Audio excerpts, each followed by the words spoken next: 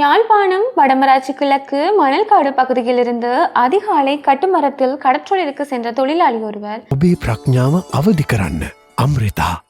இதுவரை கரை சேரவில்லை.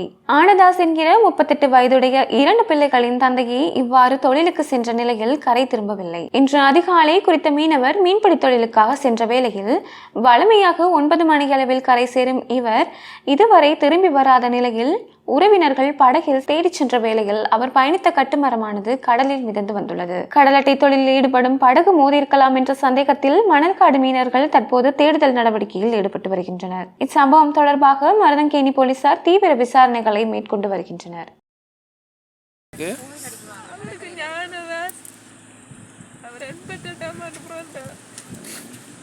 எத்தனை பிள்ளைகள்?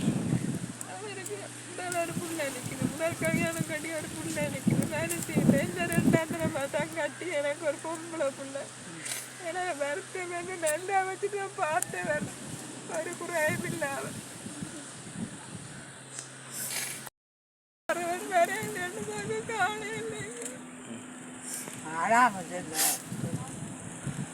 காணல. என்ன நடந்திருக்குன்னு நினைக்கிறீங்க?